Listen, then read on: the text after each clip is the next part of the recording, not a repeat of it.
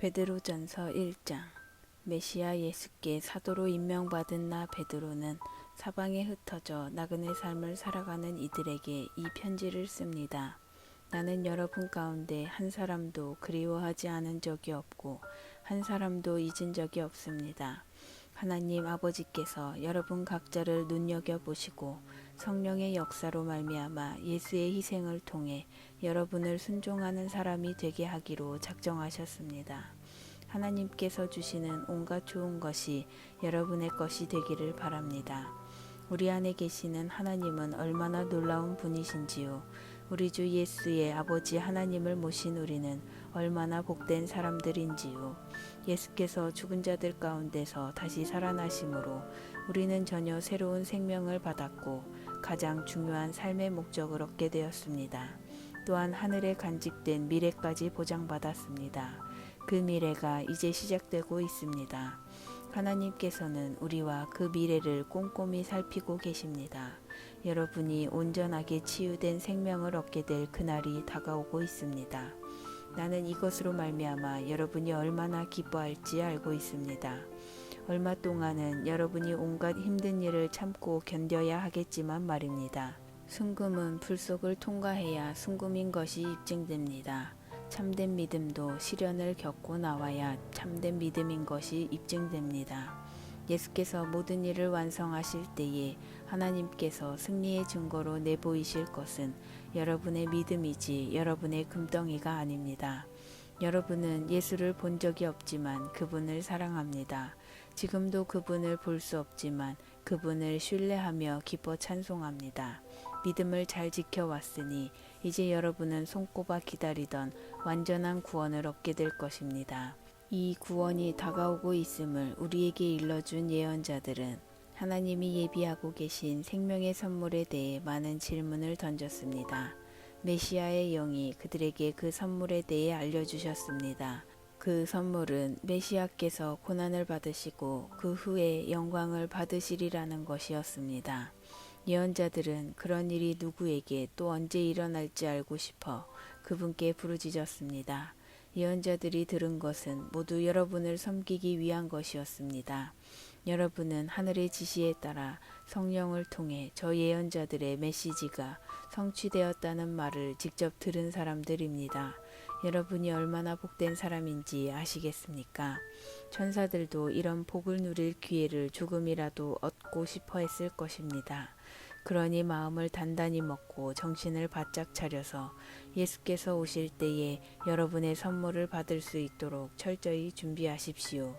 전에 하고 싶은 대로만 하던 악한 습관에 다시 빠져들지 않게 하십시오. 그때는 여러분이 더 나은 것을 알지 못했으나 이제는 알고 있습니다.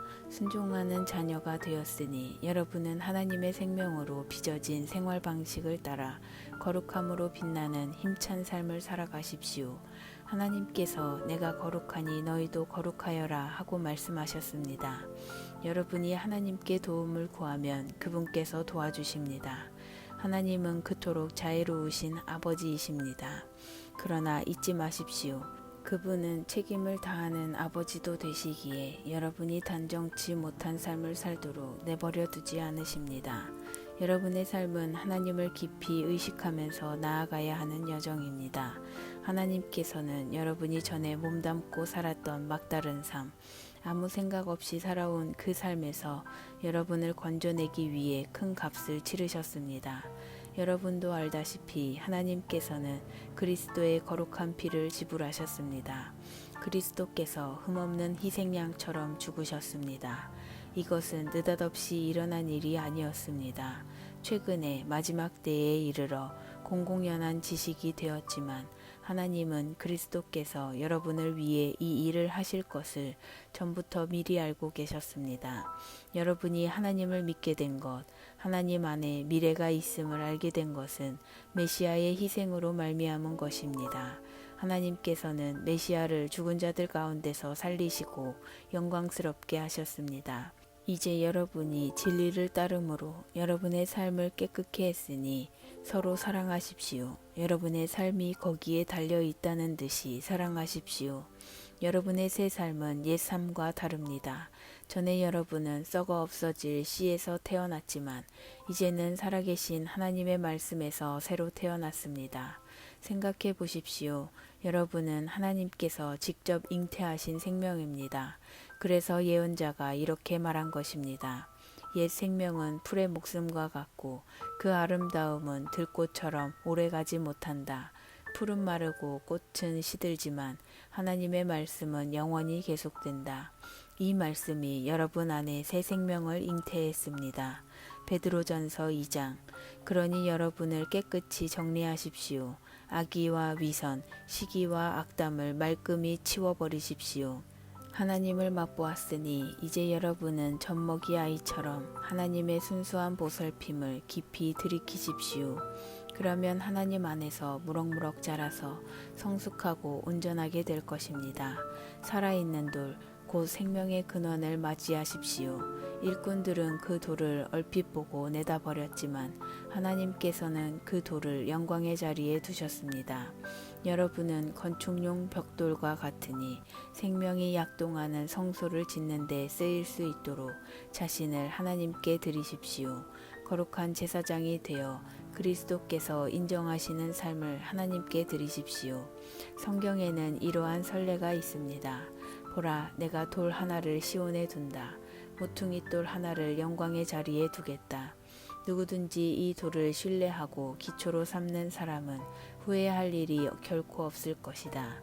그분을 신뢰하는 여러분에게는 그분이 자랑할 만한 돌이지만 신뢰하지 않는 자들에게는 일꾼들이 내버린 돌이 머릿돌이 되었습니다. 또한 걸려 넘어지게 하는 돌, 길을 가로막는 큰 바위입니다. 믿지 않는 자들이 걸려 넘어지는 것은 그렇게 되도록 정해져 있는 것과 같이 그들이 순종하지 않기 때문입니다. 그러나 여러분은 하나님께서 택하신 사람들입니다.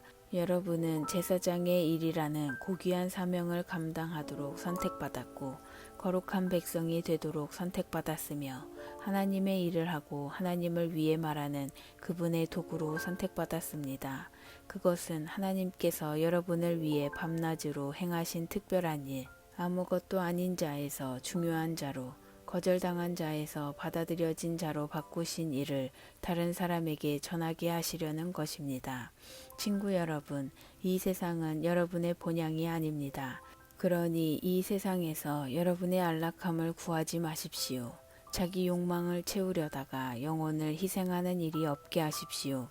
여러분은 이 세상을 본향으로 삼은 사람들 가운데 본이 될 만한 삶을 살아서 여러분의 행실로 그들의 편견을 없애십시오. 그러면 그들도 하나님 편에 서서 그분께서 오시는 날에 그분을 찬송하는 자리에 참여하게 될 것입니다. 훌륭한 시민이 되어 주님을 자랑스럽게 해드리십시오. 권력자들의 수준이 어떠하든지 그들을 존중하십시오.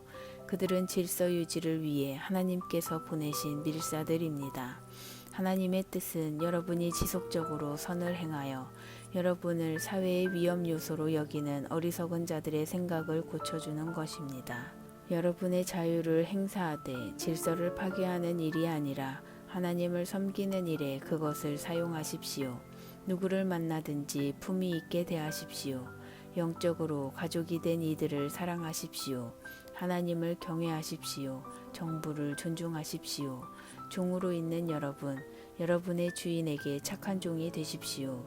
좋은 주인뿐만 아니라 못된 주인에게도 그렇게 하십시오. 합당한 이유 없이 나쁜 대우를 받더라도 하나님을 위해 참는 것이 중요합니다.